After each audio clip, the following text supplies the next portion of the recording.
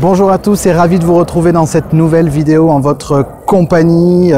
Aujourd'hui, on va traiter de est-ce que plus de mandats vous rapporte plus de chiffre d'affaires? Est-ce que volume égale chiffre d'affaires? Mais je vous rappelle qu'en attendant, vous pouvez télécharger mon guide 3 conseils pour multiplier par 2 votre rentrée de mandat exclusif qui se trouve en descriptif de cette vidéo. Toujours sur le port de Nice pour la vidéo d'aujourd'hui. Ce que je voulais partager avec vous aujourd'hui, c'est le fruit d'une réflexion récente sur est-ce que finalement c'est en multipliant le nombre de mandats que vous allez multiplier votre chiffre d'affaires, ce qui souvent vous est enseigné en formation. Je discute avec beaucoup de conseillers, notamment des mandataires qui, lorsqu'ils sont coachés à leur début, on leur fait faire un certain nombre de calculs sur, en fonction du chiffre d'affaires qu'ils doivent atteindre, le nombre de mandats qu'ils doivent rentrer. Le problème, c'est que ces métriques sont souvent basées sur des niveaux de performance qui sont assez faibles et qui conduisent à des résultats d'analyse qui sont un petit peu faussés, où je me retrouve avec des conseillers immobiliers qui me disent il faut que je rentre 8 à 10 mandats par mois pour atteindre mon chiffre d'affaires. Ce qui voudrait dire qu'effectivement, plus de volume égale plus de chiffre d'affaires. Je vais vous raconter une conversation que j'ai eue récemment avec justement un de ces conseillers immobiliers qui me disait qui était intéressé par mon programme de formation et qui me disait voilà, mon objectif pour 2019 c'est de franchir un cap. Alors, je voudrais passer à 2 ventes par mois, j'ai vécu une année 2018 plutôt intéressante, je voudrais franchir un cap et donc compte tenu du nombre de mandats que j'ai rentré en 2018, il faudrait que j'arrive à rentrer plus de mandats. Alors moi, je lui ai répondu que c'était pas forcément le cas et qu'il fallait qu'on analyse dans le détail son tunnel de conversion et ses chiffres. Et il s'est avéré que donc ce conseiller m'a dit qu'il avait rentré une quarantaine de mandats en 2018, ce qui est plutôt honorable, ce qui est plutôt correct.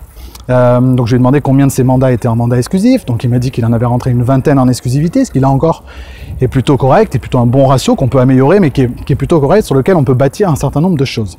Sauf qu'en rentrant dans le détail de ces chiffres, je me suis aperçu que sur les 20 mandats exclusifs qui avaient été rentrés, donc déjà 100% de ces ventes avaient été réalisées sur ces mandats exclusifs. Donc s'il fallait encore vous en convaincre, le mandat exclusif reste la meilleure solution pour construire votre chiffre d'affaires. Mais en regardant dans le détail ces chiffres, on s'est aperçu que sur les 20 mandats exclusifs qui avaient rentré, il n'y avait qu'une dizaine de ces mandats qui avaient été vendus. Et là par contre ça m'a posé un certain nombre de problèmes, c'est-à-dire qu'il y a un engagement qui est très fort lorsque vous prenez un mandat exclusif et que la moitié des gens qui lui ont confié un mandat exclusif en 2018 finalement n'ont pas été satisfaits puisqu'ils n'ont pas atteint leur objectif de vente avec les services de ce conseiller immobilier là.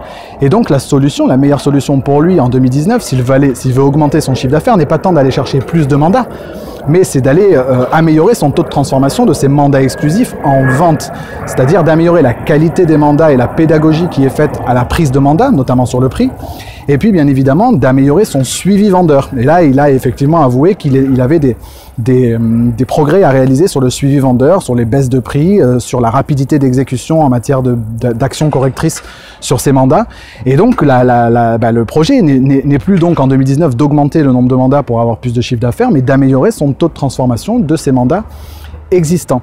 Et c'est un vrai enjeu parmi tous les conseillers immobiliers avec lesquels j'échange, qui souvent me disent je suis dépassé par les événements, j'arrive pas à m'organiser, j'ai beaucoup trop de mandats, je cours partout et pourtant je sais que je pourrais faire beaucoup plus de chiffre d'affaires. Et là est effectivement le débat. Ce n'est pas en augmentant votre volume d'activité, votre volume de mandats que vous allez augmenter votre chiffre d'affaires, mais en vous assurant déjà dans une première étape que vous tirez toute la quintessence de l'activité que vous développez déjà aujourd'hui.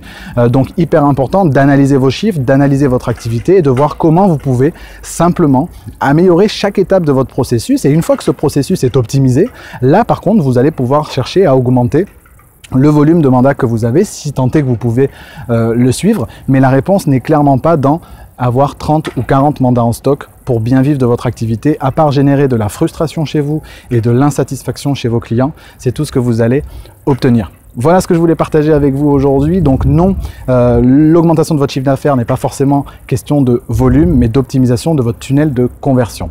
Je vous laisse là-dessus. Si cette vidéo vous a plu, n'hésitez pas à la partager, n'hésitez pas à la liker, à la commenter bien sûr, et à vous abonner à la chaîne YouTube pour recevoir automatiquement toutes les prochaines vidéos. Moi, je vous souhaite une belle fin de journée, une belle semaine, et d'ici là, be good, be different et be yourself. Ciao!